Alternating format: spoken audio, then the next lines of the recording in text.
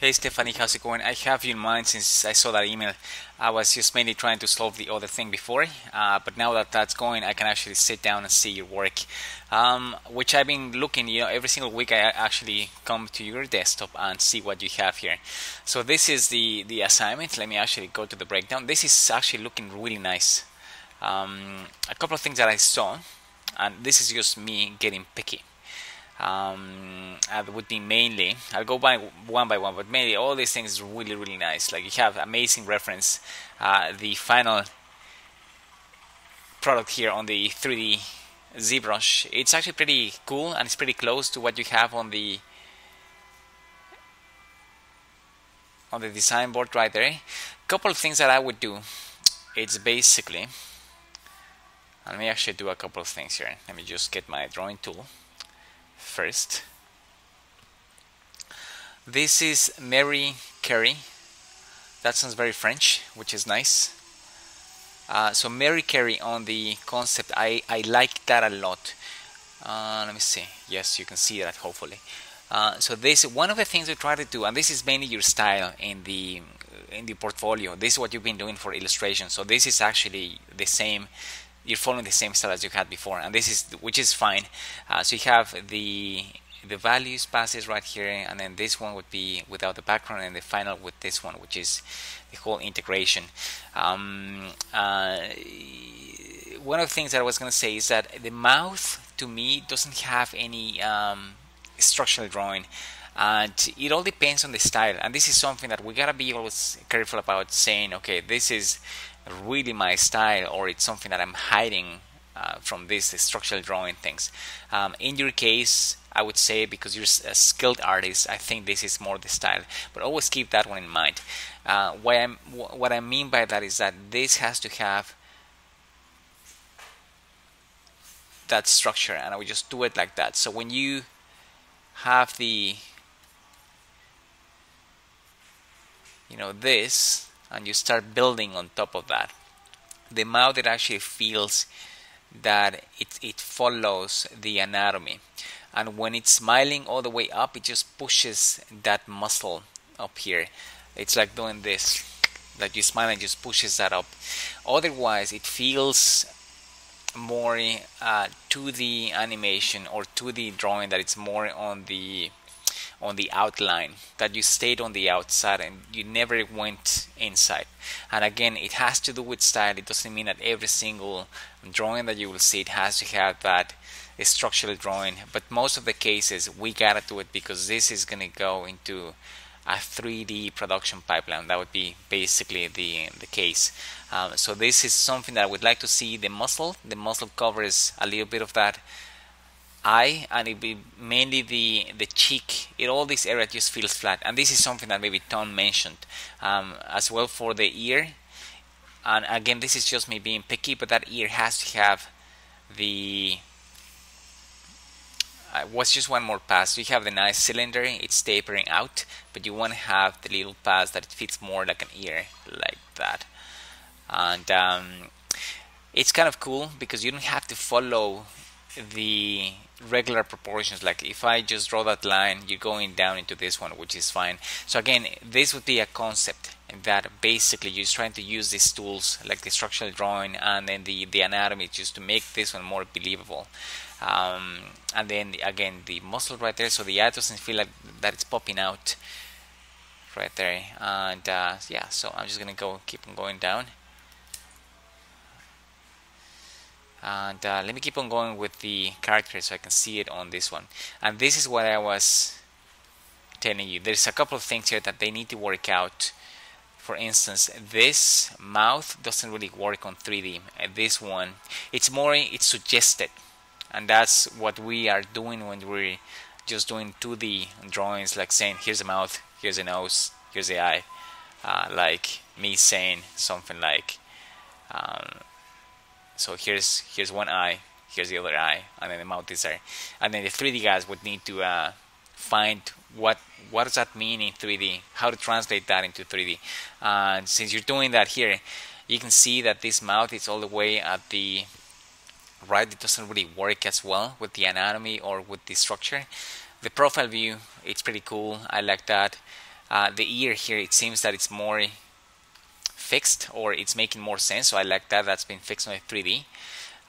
It's just the mouth. The eye, this eye seems to have a bit of a asymmetry, more like crossed eyes. They seem to be more like that. Maybe that's what you want, but just keep an eye if it's not what you want, which is cool.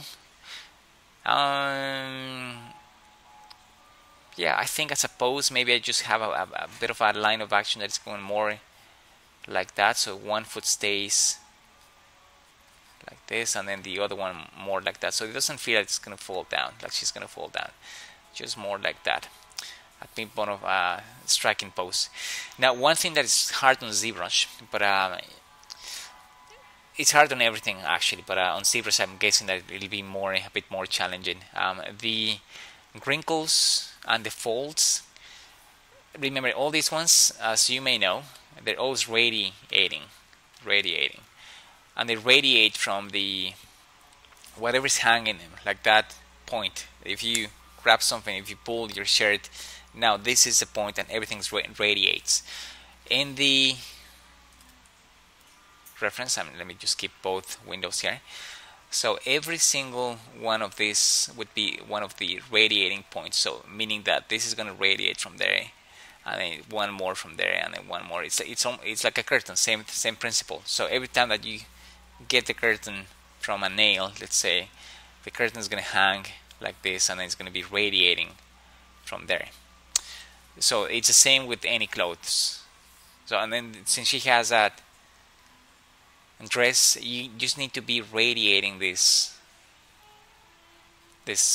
folds, because they feel that they're more randomly positioned, just like that. But they gotta be radiating. Like this one's nice, you see, like it's going out. So try to find where are these points, and then just bring the wrinkles out of that. You can see it on this one. There's one more, like there's one right there. This is more clear because it's radiating out. So once you find that point, it's easier to see. In the drawings like this one might not be an accurate. This is more a representation from that painter.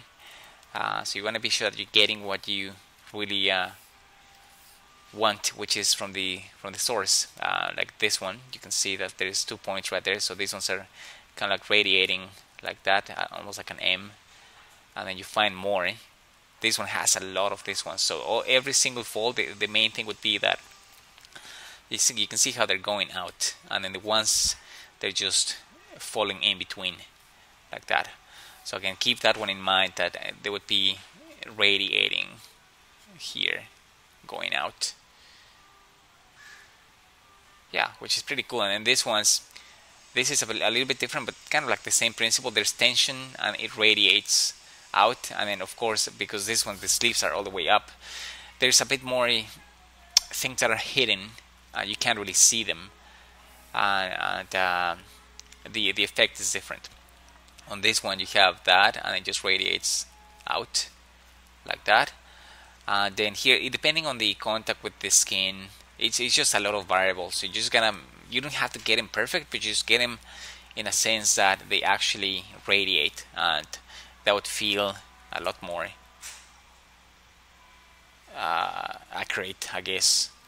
Yeah, and then for the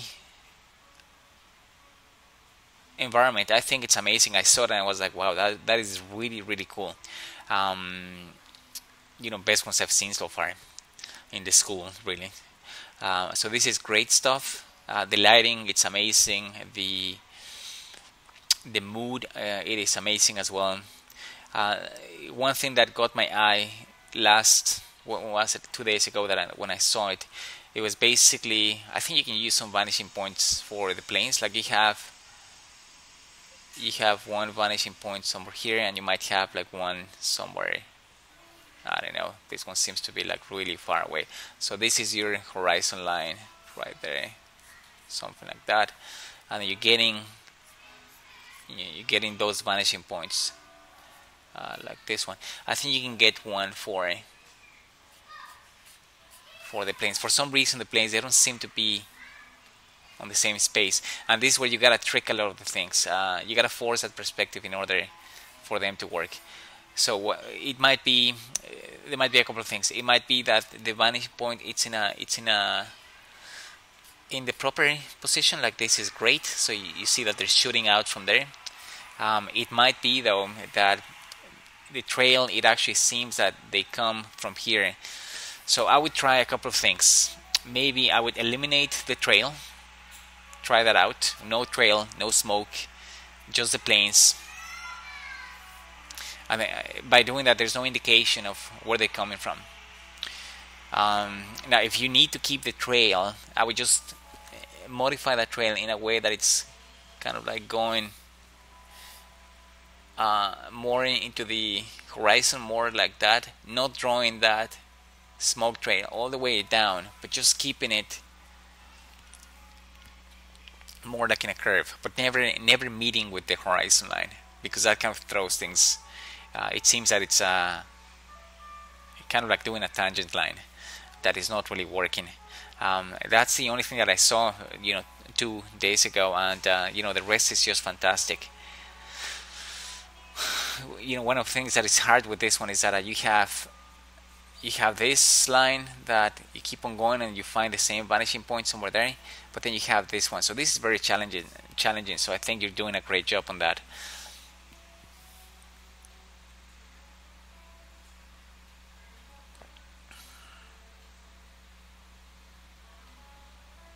So you have the color pass. Yeah, this is pretty cool. I guess the scale of that boat, it might seem a little bit small though. You might, and these are things that you gotta question and you gotta get on the design. Like if this wall, let's say this wall is making contact with the water, see, like that wall, it's just going like that, and this is the height of that wall. The boat seems to be a little bit small, but there's a lot of things to consider here. The boat has to go through the bridge, of course, and if you do that, maybe that actually means that either this has to go down a little bit more, or the bridge has to go up a little bit more, and then the boat has to be a little bit bigger, so it actually fits in all that. Perspective wise, it feels fine. It's just more the size, and by doing it or by making that bigger, now you gotta question what is this concept about? Is this about the city? Is the boat really just a supporting actor in that environment, or is it mainly about the boat? Because now you're gonna make it that bigger. Yeah, so it'll be about scale, and scale is something that always tweaking. Scale is one of those things that you gotta make it work. So it starts from things about how many stories you have. 1, 2, 3, 4, plus the top right there, so that's 4. And if this is 1 person scale, how about that line right there? So it seems a little bit small, the boat. So you measure those ones out.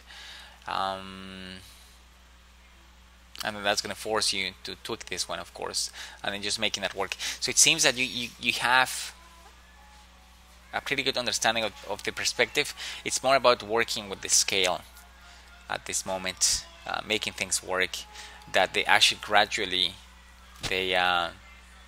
as they're getting farther away from the camera, they're actually getting smaller, and that's always a challenge. Believe me, it's easy to say, but there's a lot of things that they need to be happening in the concept artist's mind. So it's all from the planning, remember.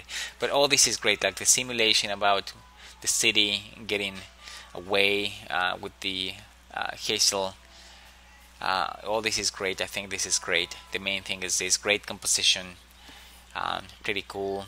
The planes are great. It actually, when I see the planes, to me it's more about speaking about a period of time. That you're saying, okay, this is happening in the 1960s, because those planes like the Red Baron, I don't know if they're from the 1960s, I'm just saying, but they tie things up.